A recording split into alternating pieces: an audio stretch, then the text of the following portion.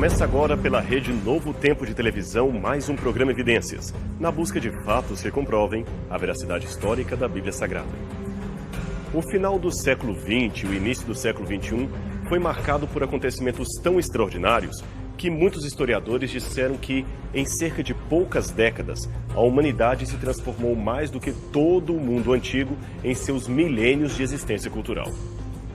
De fato, foram muitos acontecimentos espantosos, vários deles causadores de receio e perplexidade, mas também de alegria e esperança. Um exemplo foi o comparecimento em outubro do ano 2000 de mais de 100 mil pessoas em frente à prefeitura de Belgrado, na Sérvia, para comemorar o fim do comunismo e também se comprometerem com a defesa da liberdade de pensamento e de expressão. Os manifestantes receberam com muito entusiasmo o anúncio de um líder da oposição democrática sérvia. O anúncio oficial era de que o ex-presidente ditador Slobodan Milošević havia sido deposto e já estaria fora do país a bordo de um avião que o conduziria para o exílio. Muitos sérvios, incluindo idosos, mulheres e crianças, carregavam cartazes com frases de morte, pedindo inclusive a morte do ex-ditador. Milošević foi finalmente preso por uma solicitação do Tribunal Internacional de Haia e morreu repentinamente em 11 de março de 2006, enquanto aguardava o fim de seu julgamento pelos vários crimes políticos que cometeu, inclusive de genocídio. O fim do governo de Milošević foi um dos maiores golpes sofridos pelo regime comunista, supostamente seguidor das doutrinas de Marx e Engels. A queda do Muro de Berlim, a perestroika russa, a entrada da China para o comércio capitalista do Ocidente, o fim da era Fidel Castro, também foram outros duros golpes históricos que colocaram em xeque o otimismo dos marxistas que julgavam que a doutrina do socialismo seria a salvadora da humanidade. Alguns, para resguardar o ideal socialista dos extremos ditatoriais cometidos em seu nome, procuraram dizer que o que encontramos nesses países não foi o comunismo proposto por Marx, mas sim uma deturpação dele. O próprio Karl Marx, o pai do comunismo, que idealizara uma sociedade justa e igualitária para todos, não aceitaria o que foi feito em seu nome após a sua morte. Ele mesmo admitiria que as revoluções poderiam mudar o mundo, mas não mudariam um homem jamais. É provável que esta mesma admissão de Karl Marx seria a razão do fracasso de muitas de suas ideias na prática. É que, junto com esta admitida incapacidade de mudar o homem, o filósofo alemão construiu um sistema político que simplesmente julgava por terra todo o discurso religioso e o emprego de Deus como elemento-chave para a transformação da sociedade. A religião, dizia Marx, é o ópio do povo. A frase está no seu livro A Crítica da Filosofia do Direito de Hegel, que Marx escreveu em 1843 e publicou em 1844 num jornal político alemão que ele editava juntamente com o jornalista Arnold Rogge. A frase era inédita, mas a comparação entre religião e ópio, isto é, entre a fé e uma droga para adormecer os sentidos, não. Ela já tinha aparecido em livros de Immanuel Kant, Ludwig Feuerbach, Bruno Bauer, Heinrich Heine e outros escritores alemães. Porém, Marx foi um dos primeiros, ou talvez um dos mais implacáveis em sua comparação. Para ele, o desaparecimento da religião, interpretada como felicidade ilusória, era a única e principal condição pela qual o povo poderia, de fato, encontrar a real felicidade. A pergunta é: será? Antes de nos posicionarmos contra ou a favor da declaração de Marx, é preciso entender as raízes de sua rejeição religiosa. É que tanto ele quanto outros intelectuais que seguiram pelo mesmo rumo pareciam estar respondendo a um tipo de religiosidade medieval que trouxe verdadeiros traumas para a história da humanidade, e as suas origens antecedem em muito os séculos de nascimento de qualquer um desses intelectuais ou de outros europeus marcados por uma forte rejeição à fé. Aliás, a própria Bíblia Sagrada já havia mencionado de forma profética a vinda de um período obscuro, onde mentiras, crimes e opressões seriam cometidos em nome da fé. Escrevendo aos cristãos de Tessalônica, no primeiro século depois de Cristo, o apóstolo Paulo estava comentando sobre a volta de Jesus. Ele também falava sobre o juízo final do mundo quando escreveu o seguinte: Agora, irmãos, a respeito da vinda de Jesus Cristo, nosso Senhor, e do nosso encontro com Ele, pedimos a vocês o seguinte: não se perturbem facilmente, nem fiquem assustados se alguém afirmar que o dia do Senhor já chegou. Talvez alguém diga que nós tenhamos afirmado isso enquanto profetizávamos ou anunciávamos o Evangelho, ou que escrevemos isto em alguma carta. Não deixem que ninguém os engane com nada disso, pois antes desse dia terá de acontecer a revolta contra Deus, e terá de aparecer o perverso, que está condenado a ir para o inferno. Ele será contra tudo o que as pessoas adoram e contra tudo o que elas acham que é divino. Ele vai se colocar acima de todos, e até mesmo vai entrar e sentar-se no templo de Deus e afirmar que é Deus. Por acaso vocês não lembram que eu lhes disse tudo isso enquanto estava com vocês? Segundo aos Tessalonicenses, capítulo 2, versos de 1 a 5. Preste atenção. Aqui Paulo fala da revolta e do aparecimento do perverso como acontecimentos que antecederiam a volta de Cristo. Pois bem, a palavra revolta, que aparece nesta versão que escolhemos em português, é a tradução do original grego apostasia, que vem da palavra apostasis. Esta palavra quer dizer divórcio, separação, rejeição, enfim, estar longe de, neste caso, longe dos princípios divinos. Mas aqui não se trata de um desvio comum da fé que alguma pessoa no momento de frieza espiritual pode ter. Não, aqui está falando de um desvio com profundidade histórica muito severa para a própria existência do cristianismo. No texto original de Paulo, o termo apostasia tem o sentido de um afastamento definitivo e deliberado das verdades divinas, ou seja, uma renúncia da fé anterior pregada pelos apóstolos e manifestada ao longo da história da humanidade. Foi isto o que causou a perda da eficácia espiritual na igreja, especialmente na religiosidade ocidental. Isto também explica bastante a denúncia que Karl Marx faria. Pena que ele não procurou ver que existem duas correntes de fé, a legítima e a deturpada. Em outras palavras, de acordo com a Bíblia, existe a religião verdadeira e a deturpação da religião verdadeira. Era contra esta segunda forma de religiosidade que ele deveria se levantar, e não contra ambos, supondo que fossem apenas uma só. Os capítulos 2, 7, 8 do livro do profeta Daniel já anunciavam, ou melhor, denunciavam, em símbolos, a sucessão de reinos que haveriam de dominar o mundo até o fim dos tempos. Ele fala da Babilônia, da Pérsia, da Grécia, de Roma e, finalmente, de um obscuro poder, representado por um chifre pequeno, que usurparia o governo, deturparia as verdades de Deus e ainda perseguiria os que se levantassem contra a sua ditadura religiosa. Esse estranho poder deveria se levantar nos últimos dias de Roma imperial e deveria, segundo o oráculo profético, dar continuidade camuflada à sua existência. Com a suposta conversão de Constantino e sua mãe Helena para o cristianismo, o mundo ocidental inaugurou uma era inédita de incríveis mudanças para a história que se seguiria. De acordo com uma tradição preservada por Lactâncio e Eusébio de Cesareia, ambos historiadores do IV século, no dia 28 de outubro de 312, Constantino tivera, durante uma batalha, uma visão especial dada pelo próprio Cristo. Ele vira a cruz revestida de sol e, junto à mesma, uma frase em grego ou latim que dizia: "Sobre este símbolo vencerás". A partir daí, Constantino se declarou seguidor de Jesus Cristo, embora, estranhamente, ele só aceitou o batismo quando estava já à beira da morte. Então ele declarou a liberdade e a proteção imperial sobre o cristianismo. Bem, a sinceridade desse ato e as motivações e consequências do mesmo são debatíveis entre os historiadores. Mas aqui nos interessa o fato de que, neste momento, termina a antiga era da perseguição aos cristãos e, com Constantino, começa uma nova era de fortalecimento do poder temporal da Igreja em Roma. Ele, na verdade, foi um verdadeiro sincretismo das religiões.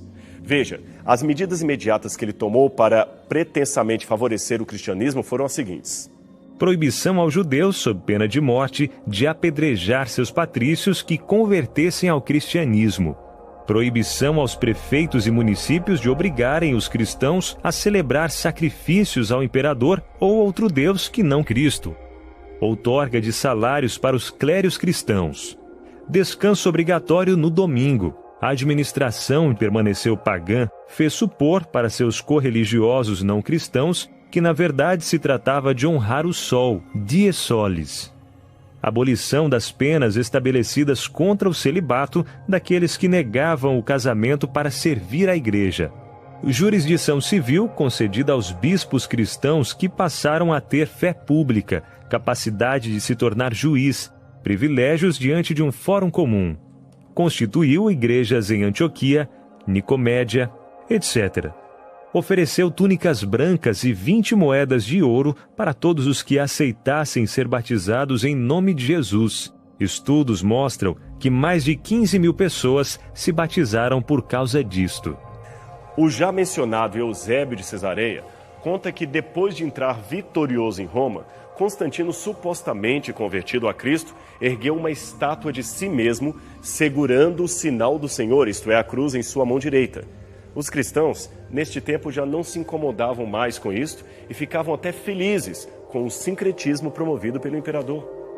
Aliás, neste tempo ele começou a intervir de maneira frequente nos negócios da igreja, sempre usando clérigos para representar o seu pensamento. Numa ocasião, Constantino fez uma espécie de tabernáculo sobre o qual colocou uma cruz e vivia ali dentro orando a Cristo. Ele dizia naquela época que, como Moisés, ele também tinha a condição de falar com Deus face a face. Já pensou? Ademais, o fato de Constantino ter se mudado para Bizâncio, na atual Turquia, e ter feito dali a nova capital do Império, agora então batizada de Constantinopla, fez com que o bispo cristão de Roma ganhasse bastante autonomia e poder de decisão. Então, a cada novo imperador que surgia, salvo, é claro, Juliano o Apóstata, o poder da igreja ia crescendo cada vez mais e mais, até que no final do IV século, Jerônimo pôde fazer a seguinte declaração em seu tratado contra Joviniano. O Capitólio está deserto, os templos pagãos e as cerimônias a Júpiter caíram por terra todas de uma só vez. E assim seguia o poder da igreja cada vez mais soberano. E o tempo foi passando. Aí, depois da morte do imperador Teodósio, o Império Romano, que agora já estava dividido entre parte oriental e ocidental, começou a ser sucessivamente atacado por tribos bárbaras as mais diversas. A parte ocidental foi definitivamente a mais atacada. Ela também se tornou palco de invasões bárbaras e, por incrível que pareça, essas invasões minaram tremendamente o poder do imperador do Ocidente, aumentando em contrapartida a força do bispo de Roma, para quem as populações indefesas começaram a olhar como seu providencial protetor e libertador. Finalmente, em 476, com a tomada da cidade de Roma por Odoacro, o rei dos Érulos, Rômulus Augustus, reconhecidamente o último imperador da Roma Ocidental, foi deposto e o bispo de Roma acabou ficando como o único representante da falida civilização latina. Era a queda do Império Romano Ocidental, mas não a queda da Roma eclesiástica. Muitos bárbaros haviam se convertido ao cristianismo ariano antes da entrada em Roma. E embora Ário fosse um herege condenado pela igreja, a incursão missionária de seu movimento ajudou muito na construção de um poder político que favorecia o bispo de Roma. Mas ainda havia desafios a serem enfrentados, e entre eles estava a tarefa de converter muitas tribos do paganismo e também converter visigodos e lombardos do arianismo para a ortodoxia cristã. Um evento, porém, muito significativo, ocorreu quase no final do V século. Foi em 493. Clovis I, rei dos francos, casa-se com Clotilde, princesa católica da Borgonha. Mesmo permitindo que seus filhos fossem batizados, ele mesmo hesitava em abjurar a fé de seus ancestrais. Mas ele também viu a Igreja Católica Romana tornando-se o grande poder eclesiástico do presente e do futuro. Aí, é claro, se defrontou com a questão básica. Deveria o seu poder crescer em aliança com esse outro poder ou em oposição a ele? A resposta, é claro, foi positiva, e à semelhança de Constantino, Clovis também resolveu fazer firme aliança com o bispo de Roma. Ele mesmo terminou sendo batizado no Natal de 496, ele e 3.000 de seus soldados, pelo bispo Remídio de Reims, que proferiu na ocasião as seguintes palavras: Inclina tua cabeça, ó rei, em humildade, adora o que havias queimado e queime o que havias adorado. O batismo de Clovis foi um marco de uma nova era, especialmente dentro da Igreja Católica Romana, tanto que alguns historiadores referem-se a ele como o fundador do Estado Católico. Depois de Clovis, surge no Oriente um novo imperador chamado Justiniano, que também reconheceu no Papa João II o chefe não apenas da cristandade ocidental, mas também de todo o povo do Oriente e do mundo inteiro. Numa carta dirigida ao bispo de Roma, ele escreveu: Empenhamo-nos em unir todos os sacerdotes do Oriente e sujeitá-los à sé da vossa santidade. Não toleraremos que nada que se refira ao estado da Igreja, por mais claro e incontestável que seja, possa ser discutido sem primeiramente ser levado ao conhecimento de vossa santidade, pois afinal sois a cabeça de todas as santas igrejas cristãs. Afinal, como antes dissemos, nos empenharemos sob todos os pontos de vista para promover o engrandecimento da honra e autoridade da vossa sé. Imperador Justiniano. Essa carta, diga-se de passagem, foi incorporada integralmente no Código Civil de Justiniano e, portanto, tomada como lei para todo o território ocidental e oriental de Roma. Para os líderes eclesiásticos da época, porém, não bastava o bispo de Roma ter apenas autoridades e direitos espirituais sobre os cristãos, não. Ele também tinha de ter direito, de fato, político sobre os novos reis. Mas para isto, era necessário que se eliminassem os invasores ainda arianos que não aceitavam a sua hegemonia sobre eles. Entre esses estavam especialmente os vândalos, érulos e os ostrogodos, que foram aos poucos sendo eliminados com a ajuda do Reino Franco, até que o último deles, os ostrogodos, foi finalmente extinto em 538 d.C. A partir daí, a autoridade do bispo de Roma, então nomeado Papa, era sem igual. Havia muitos homens e mulheres sinceros na Igreja de Roma, e isso é um fato, mas também havia aqueles que lutavam pelo poder, confinando a glória do céu à autoridade terrena. Muitos, então, infelizmente, de maneira inescrupulosa, tomaram as rédeas da história em nome de Deus e ajudaram a escrever as mais horríveis páginas da história da humanidade, um período de trevas, também chamado de Idade Média. O mundo mergulhou num caos tão horripilante que só a descrição do dia a dia dos tempos da Idade Média causa horror a qualquer cidadão dos nossos dias.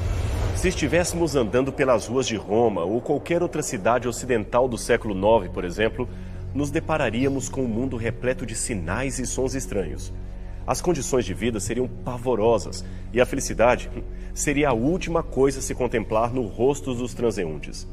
Os cidadãos seriam geralmente sujos, com no máximo 1 ou 2 banhos anuais, os cabelos compridos, ensebados e pouco penteados. Seus rostos normalmente trariam marcas cicatrizadas da varíola, e mesmo soldados ou os mais ricos teriam pouquíssimos dentes em sua boca. Até a vida de um castelo seria menos confortável que um hotel moderno de 5ª categoria. Construídos de pedra e geralmente cercados por água, eles quase não tinham janelas para se proteger de ataques inimigos. O ambiente interno era lúgubre, sem banheiros. As camas repletas de pulgas e percevejos. As pessoas também eram, lamentavelmente, muito ignorantes. Os livros eram raros e menos de 5% da população tinham acesso a eles.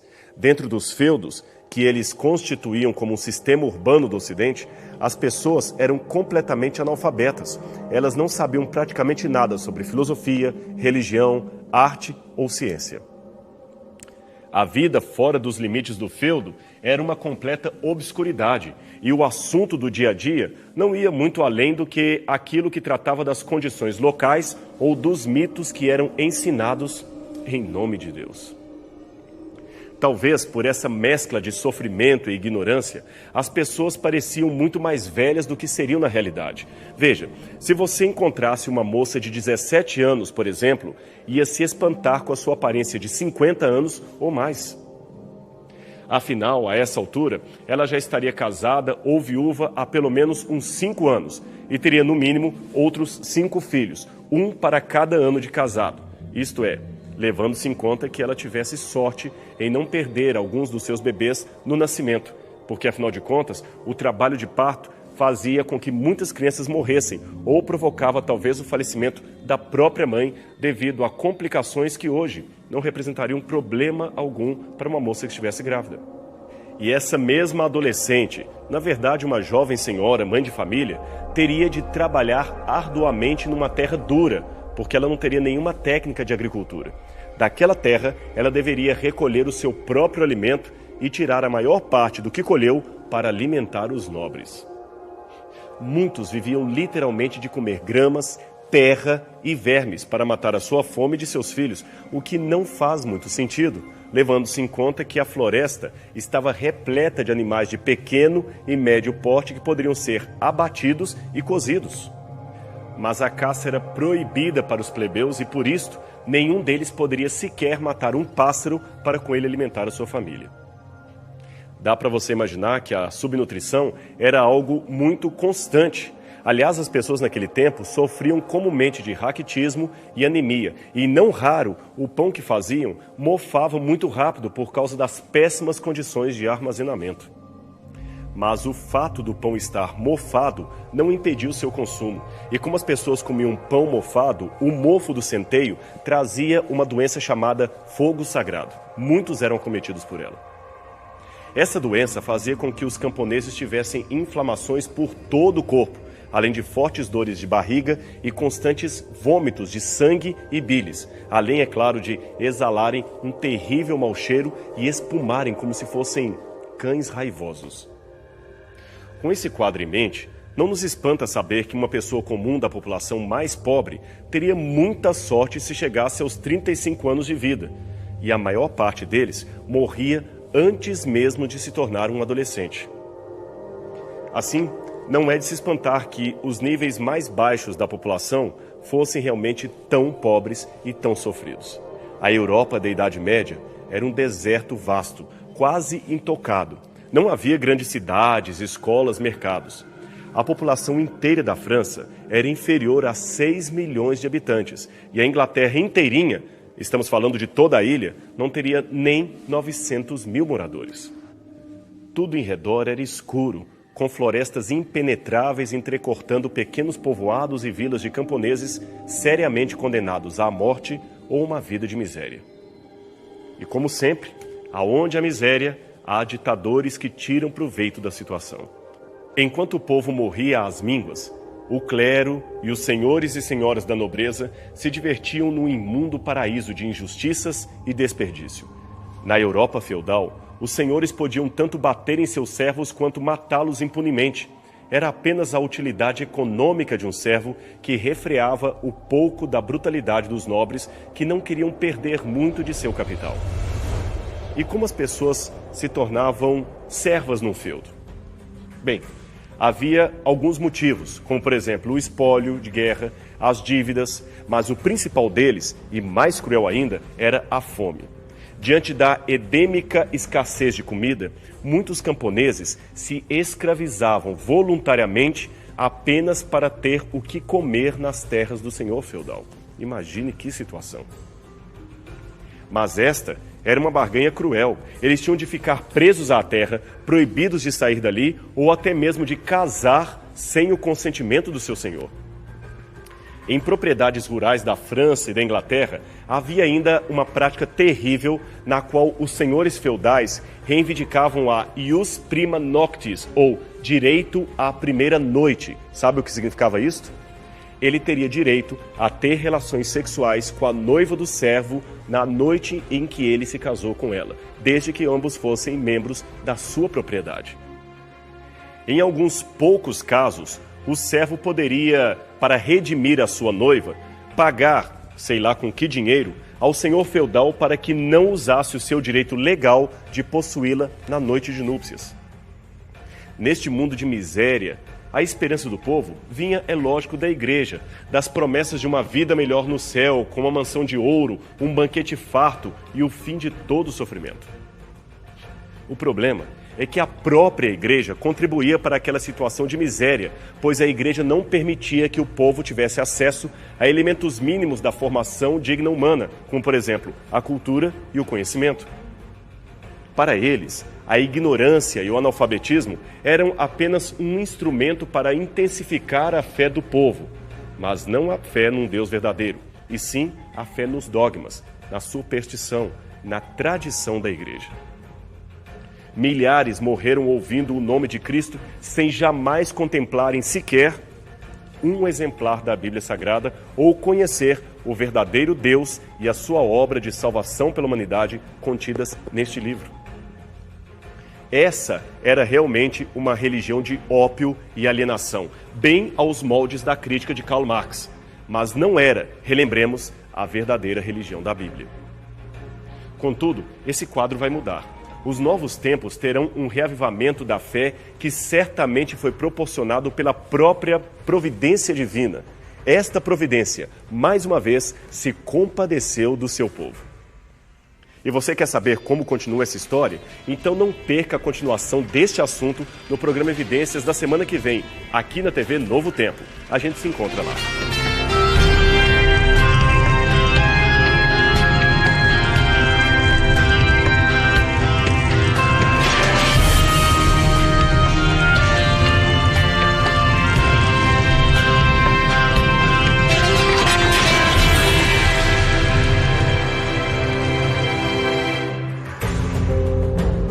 Começa agora pela TV Novo Tempo mais um programa Evidências, sempre na busca de fatos que comprovem a veracidade histórica da Bíblia Sagrada. No último programa Evidências, você pôde acompanhar uma descrição histórica de como seria difícil a vida de um orador da Idade Média. Ali podemos ver as raízes de uma religiosidade deturpada que expunha o povo a uma caricatura terrível de Deus. Aliás, uma caricatura tão mal desenhada que chegou ao ponto de produzir correntes de descrença como algumas que vemos na modernidade.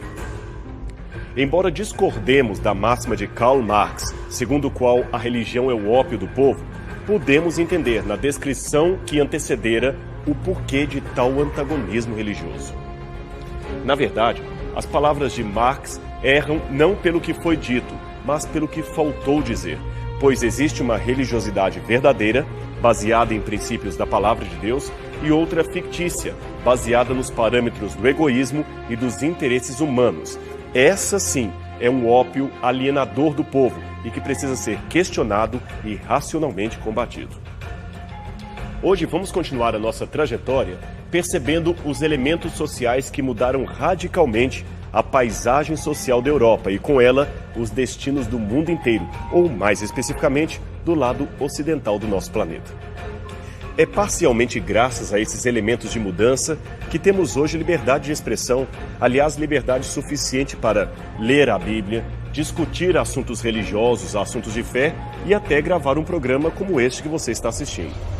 Mas o mundo medieval, longe disso, era um mundo estranho, um mundo sem autoridade central, era um mundo desorganizado, e isto criava uma confusa forma de relação internacional e fronteiriça. Os senhores feudais viviam em guerra constante uns com os outros, e as disputas de fronteira eram sem fim. Bastava uma palavra descuidada, ou um simples gesto entre nobres, e estava criada uma nova guerra entre os feudos. Além disso, a própria cobiça por propriedades levava os senhores feudais a quererem expandir o seu território de modo a conhecer novas terras e a conquistar novos vassalos leais ou até mesmo novos membros para sua família. Mas havia ainda outros inimigos poderosos, bandos crescentes de guerreiros saqueadores que desciam pelos campos e vales, saqueando e destruindo tudo que estava em seu caminho. Além, é claro, de pilhar, matar e violentar jovens donzelas em todas as propriedades rurais que pudessem alcançar com sua espada. Por isso, o senhor feudal se cercava de guerreiros, em sua maioria mercenários. Estes ajudariam a proteger o seu feudo e a vassalagem que estava sob seu domínio. Esses guerreiros eram obrigados a fazer um juramento de fidelidade ao senhor feudal, que também era estendido a todos os membros de sua família e a todos os que viviam nos limites do seu feudo. Esse juramento era, evidentemente, confirmado pela Igreja e consagrado pelo bispo, um representante do Papa. Assim, quebrar um juramento seria o mais grave dos pecados e constituiria um sacrilégio, supostamente contra Deus e a sua Igreja. Ninguém, em sã consciência, ousaria questionar a autoridade feudal ou eclesiástica. E era a Igreja, em última instância, o poder que ajuntava os laços tão frágeis dessa sociedade medieval. A Igreja, mais do que o feudo ou os monarcas, era o maior poder daqueles tempos.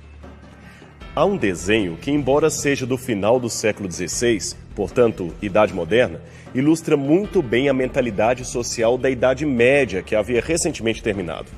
Ele foi projetado pelo frade Diego Valadez e está em seu livro Retórica Cristiana, publicado em 1579. O desenho é conhecido como A Corrente da Existência e espelha algumas das ideias encontradistas já na República de Platão. Veja que tudo no mundo é formado numa perfeita ordem hierárquica. Deus está no topo. A seguir vêm os anjos e, finalmente, o povo. Em seguida, temos as ordens inferiores, os animais e plantas. Abaixo de tudo estaria o inferno, o local e destino de todos aqueles que quebram as correntes desse sistema, desafiando as normas da fé. Conforme vemos neste outro desenho medieval, a Igreja de fato centralizava em si todas as áreas da existência humana, a saber, a cultura, as artes, a filosofia, as leis e, por que não dizer, a própria existência de Deus. Esta seria uma versão ligeiramente simplificada da pirâmide medieval. No topo, o rei, não o verdadeiro chefe da hierarquia, mas aquele que o representaria perante o Estado. Ladeando um pouco abaixo estariam a igreja e o senhor feudal, sustentados evidentemente pelos cavalariços que vêm logo em seguida. E na base inferior de tudo estaria o povo trabalhador. Uma série de mudanças graduais e a princípio até imperceptíveis começaram a ter lugar neste tenebroso cenário da Idade Média. A agricultura, por exemplo, começou a ter um significativo avanço tecnológico com o emprego de cavalos, arado de ferro e o uso de adubos que enriqueciam o solo, coisa completamente desconhecida antes de 1050 nos territórios europeus. A seguir, vieram o crescimento populacional, o surgimento da burguesia e da classe média, as cruzadas e, finalmente, a aurora renascentista, com todas as incríveis transformações que ela realizou no continente europeu. Mas mesmo antes desses eventos, durante toda a Idade Média, numerosos grupos de religiosos se separaram da cristandade oficial para procurar uma forma de cristianismo mais puro e simples, aquele cristianismo apegado à simplicidade evangélica. Eram os verdadeiros livres pensadores que tiveram de regar com o próprio sangue o caminho da liberdade religiosa. Numa época em que o lema geral era a fidelidade completa à Igreja, qualquer um que a questionasse estaria correndo sério risco de morte, e o pior tipo de morte, uma morte recheada de dor e humilhação. Como diria o velho ditado latino, Roma locuta, finita causa est. Isto é, Roma falou, acabou, está falado, não se questiona mais. Porém, alguns grupos, pequenos porém audaciosos, questionaram esse sistema. Os cátaros e albigenses, por exemplo, foram alguns desses grupos que desafiaram o poder monárquico e religioso da Idade Média. E mesmo em dificuldades, eles cresciam, especialmente na França e na Espanha. Para combater grupos questionadores como estes e outros que surgiam em vários pontos do continente europeu, em 1216, o Papa Inocêncio III, que aqui aparece retratado nesse mosaico medieval, encomendou a Domingos de Gusmão, fundador da Ordem dos Dominicanos, a presidência de um tribunal especial sediado em Toulouse. Esse tribunal teria por finalidade julgar os casos de heresia que surgissem e fossem devidamente denunciados à Inquisição Delegada, como se chamou posteriormente o seu ofício. Com a mesma base, foram criados outros tribunais especiais e, 3 anos depois, o próprio Domingos de Gusmão organizou uma confraria chamada Milícia de Jesus Cristo. Nesta confraria, os membros não faziam vida conventual, mas eles juravam guardar castidade, ou, se casados, fidelidade conjugal. E também prometiam tomar as armas a serviço da igreja, todas as vezes que fossem convocados para esse fim. Após a morte de seu fundador, eles passaram a constituir a Ordem de São Domingos, caracterizando assim a força militar da sua defesa à fé cristã. Mais tarde, em 1233, o Papa Gregório IX organizou junto ao Tribunal Eclesiástico a Santa Inquisição, ou Santo Ofício. O intento dessa ordem era perseguir e exterminar os assim chamados hereges da Europa, especialmente os cátaros e albigenses. A seguir veio outra Inquisição, promovida por Fernando de Aragão e Isabela de Castela, respectivamente o rei e a rainha da Espanha, especialmente formada para exterminar os judeus. O número de pessoas vítimas de ambas as Inquisições ainda é motivo de intenso debate. Alguns historiadores falam de 7 milhões de mortos, outros se limitam a mencionar apenas uns poucos milhares. Seja como for, o quadro ainda continua dantesco, terrível.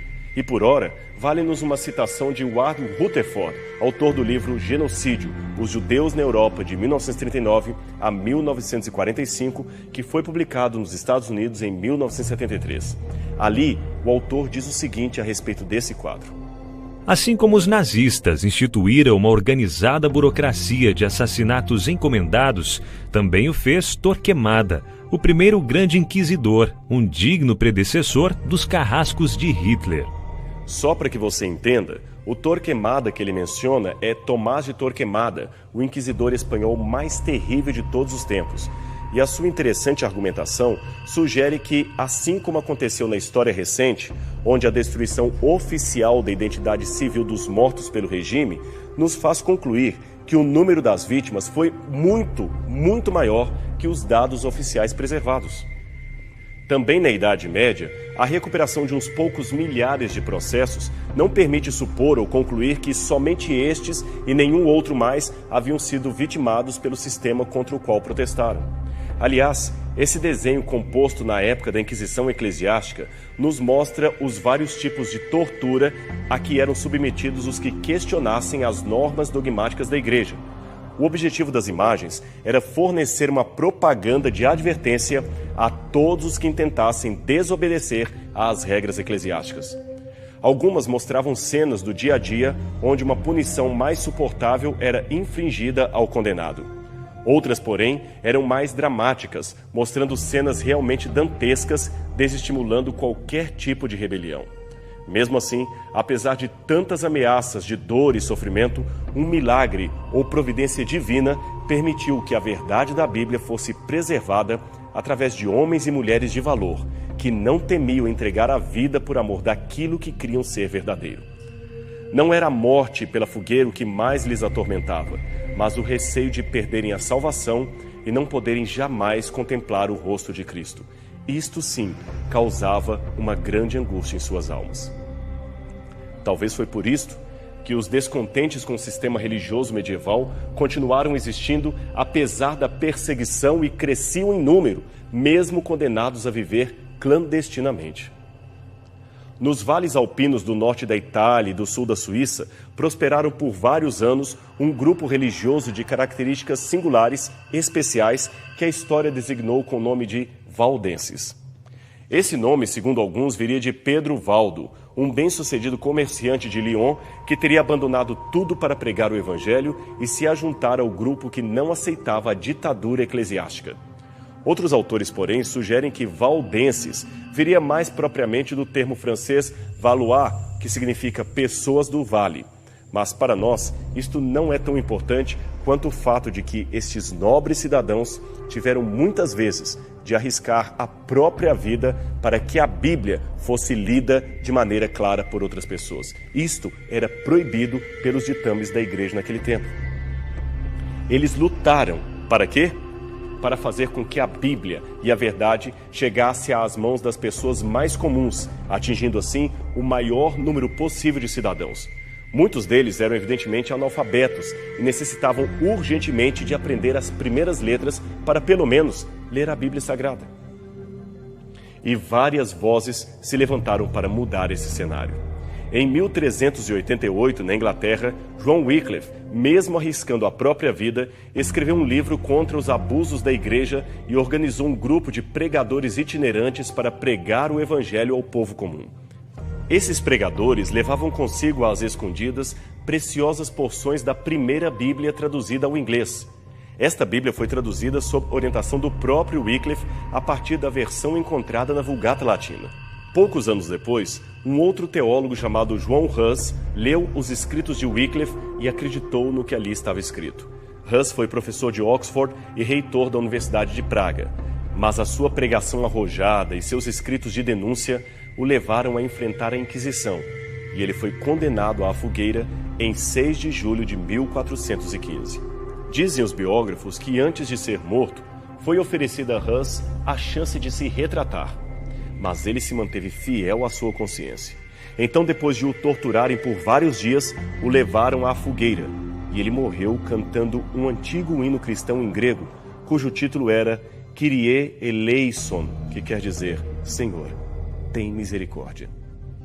Foram muitas realmente as mudanças e acontecimentos na Europa. E a invenção da imprensa no Ocidente, tradicionalmente atribuída a João Gutenberg, também contribuiu para mudar a mentalidade de muitas pessoas e a modificar a paisagem de uma Europa que, aos poucos, ia se despedindo da Idade das Trevas. Mas talvez as mudanças em indivíduos, mais do que as mudanças na população em geral, sejam aquelas que, de fato, transformaram definitivamente a paisagem da história. E, neste aspecto, compensa mencionarmos a vida de um homem especial. O seu nome, Martinho Lutero. Em 17 de julho de 1505, o jovem Lutero adentra os portais desta antiga universidade em Erfurt, na Alemanha, a fim de se tornar um graduado em Direito. O que teria motivado um jovem de 22 anos a buscar de maneira tão ávida uma carreira acadêmica naqueles tempos? Bem, segundo alguns dos seus biógrafos, o interesse de Lutero ia além do mero sonho de uma bem-sucedida carreira profissional. Ele sentia um vazio d'alma que necessitava urgentemente ser preenchido. Ele se sentia perdido e almejava de fato a certeza da salvação. Veja, o que vou dizer agora não é uma defesa ao behaviorismo, mas é fato que tanto o comportamento humano quanto o comportamento animal demonstram que, quando um ser está imbuído de emoções, ele sente a carência de algo que lhe seja idoneamente sentimental. A sua tendência, então, neste caso, é buscar algo que possa, de uma maneira ou de outra, substituir aquela necessidade existencial da qual ele não tem acesso. Como dissemos, até no mundo animal esse quadro é verificável. Os biólogos registram casos de mamíferos que, retirados de sua genitora, chegam a adotar uma bola ou um pequeno travesseiro de plumas para suplantar a carência que sentem do colo afetivo de sua mãe. O mesmo se passa com os seres humanos, e essa carência é potencializada quando o vazio existencial não é outro senão um vazio com forma de Deus. Existe uma parábola medieval que ilustra muito bem o significado dessa busca existencial pela presença de Deus.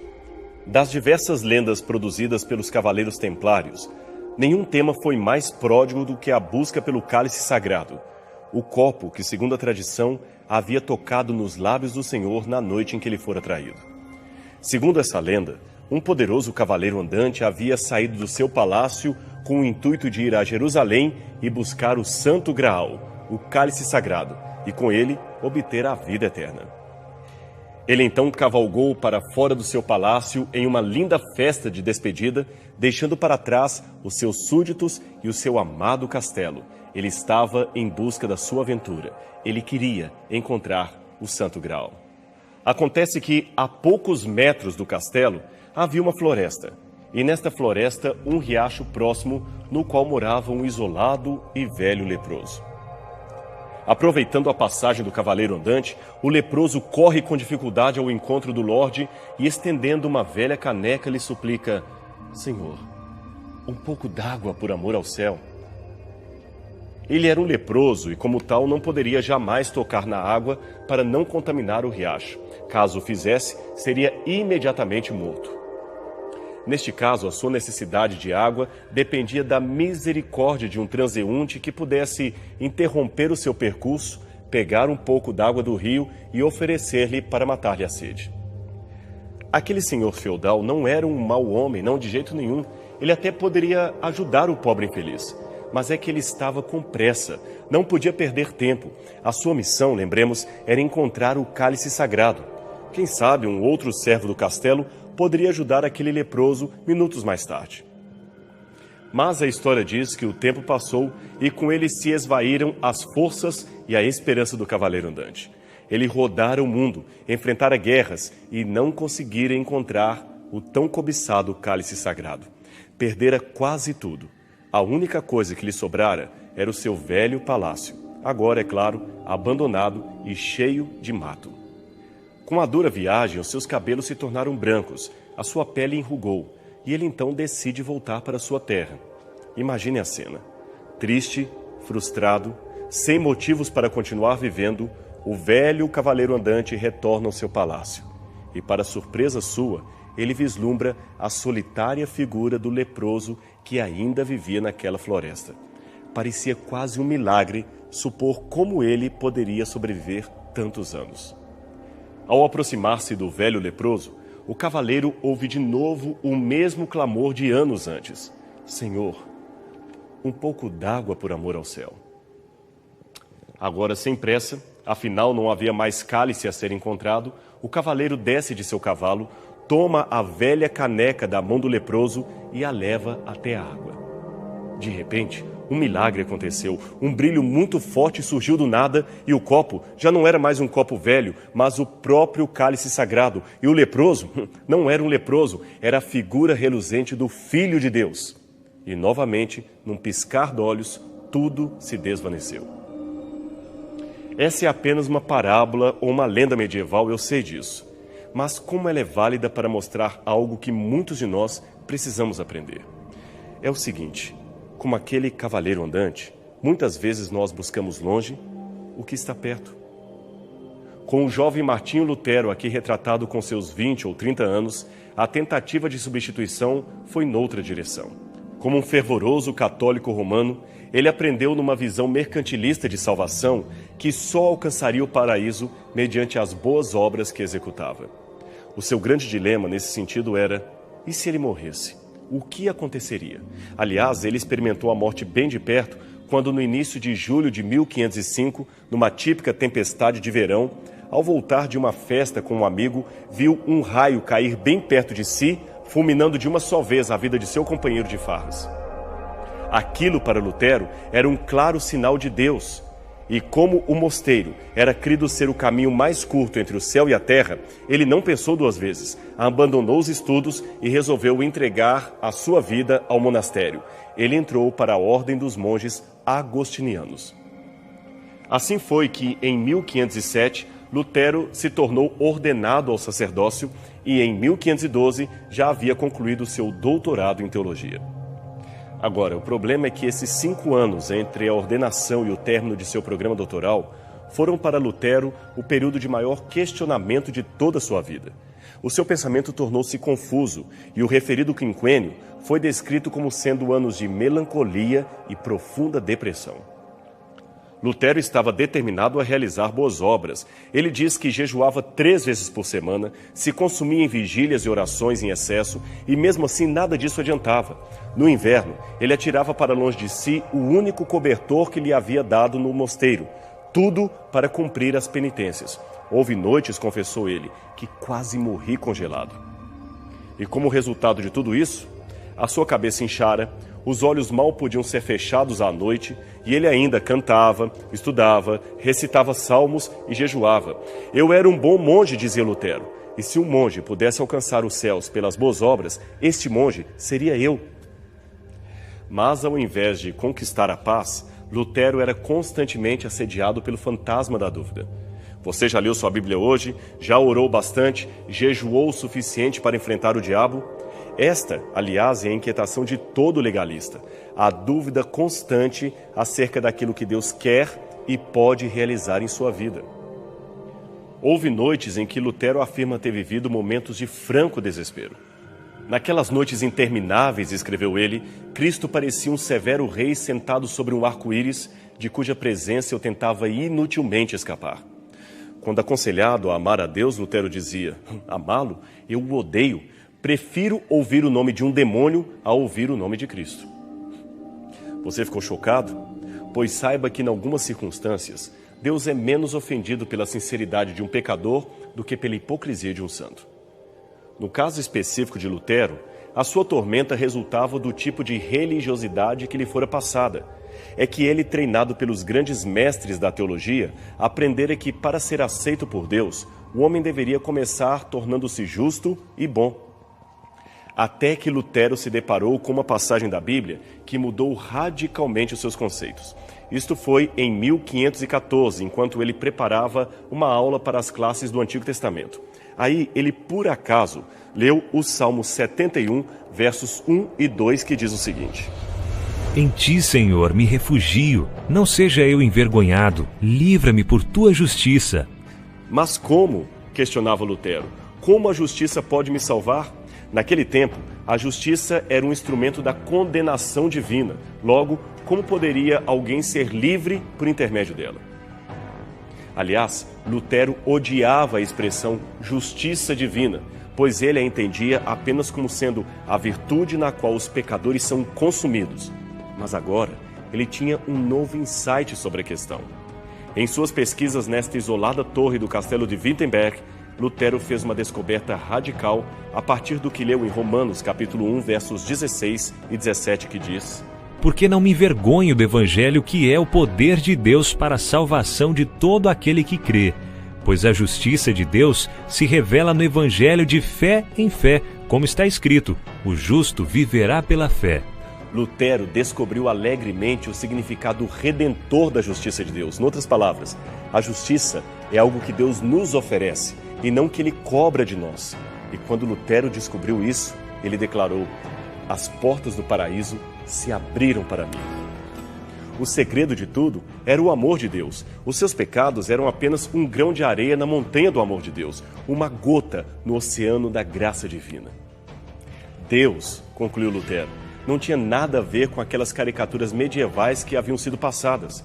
Deus é vivo, é atuante e, além disso, está mais interessado em salvar os homens do que uma mãe de tirar um filho de uma casa em chamas.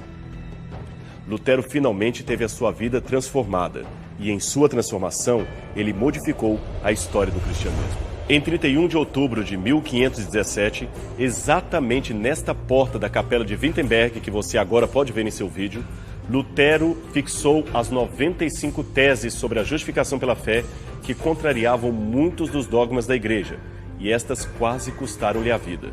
Mas, como ele mesmo disse, admoestem-se os cristãos a que se empenhem em seguir o seu grande líder, Cristo, ainda que seja no sofrimento, na morte ou mesmo no inferno, e assim esperem mais entrar no reino dos céus através de muitas tribulações do que facilitados diante de consolações infundadas.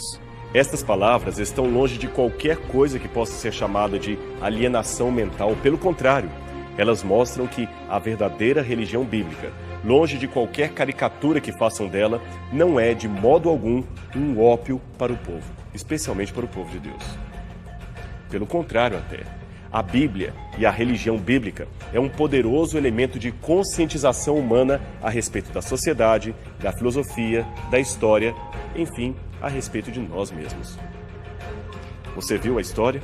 Portanto, não deixe que caricaturas mal desenhadas de Deus o façam confundir o Altíssimo com aquela tola descrição que muitos fizeram dele.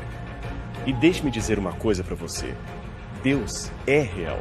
E se você o encontrar hoje, nada poderá arrancar de seu coração o mais ardente desejo de todo aquele que crê. Sabe qual é? Encontrá-lo pessoalmente. E quando este encontro acontecer, tudo valerá a pena. Tudo terá sentido. Pense com carinho nisto que acabamos de dizer.